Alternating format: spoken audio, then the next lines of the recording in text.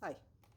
Okay, so today we're moving on to, I think it's the second thing in the list of things you need to know, but to me it's really the most important one of all. And that's forgiveness. Yes, the emotional healing and the spiritual healing. Now, if you're religious at all, most of the people that I work with, they are they're Christians, but most of them stop going to church and they stop going for a reason. So if you're not Christian, there are going to be some things I get into where I'm talking about things that Jesus actually said. So if you don't believe, what I like you to do is when I get into those discussions, is just think of it as a story. I'm not trying to convert you, I'm trying to empower you. So please just keep that in mind. The biggest one for me, every time that I faced life or death and there was another person involved,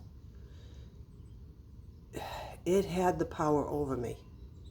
What they did to me had the power over me until I learned to forgive, until I learned to see all the other people who were trying to help me and do good for me after that one person did something terrible to me.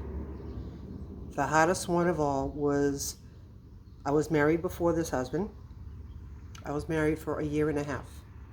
He came home from work one day and tried to kill me. Yeah, I'm not gonna get into the details of it.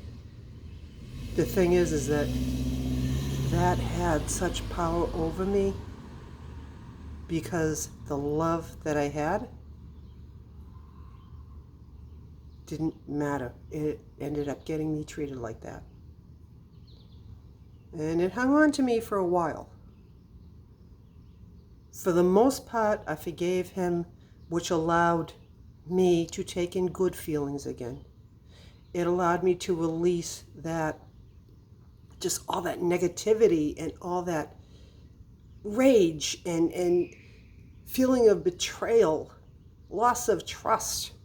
Everything negative that went into that was in me.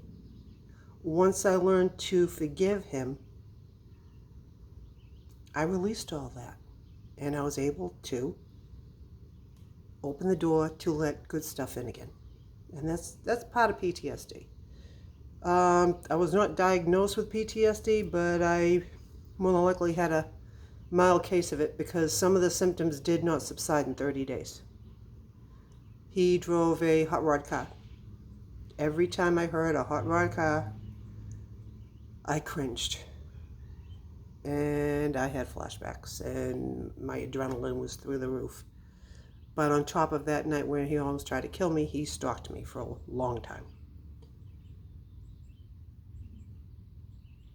It's painful now even talking about it. But stop and think that if I managed to forgive him for what he did and allowed all the good stuff to come back in again, you can do it too. It's work. It takes a lot of work. But if you understand your spirit, then you know there is power in that human spirit. Every time you hear something on the news about people doing bad, there are multitudes of people doing good in return. But we tend to focus on the bad ones. We need to change the focus on the good ones. So the next part of these videos, I'm calling it the windshield. Because if your windshield is dirty, you can't see where you're going. If your spirit has gotten dirty by things that were done to you, you can't see where you're going either. You're only looking at where you've been. So stop looking in the rearview mirror. We're going to start cleaning your windshield. And we're going to get you on the road to living a much happier life. See you next time.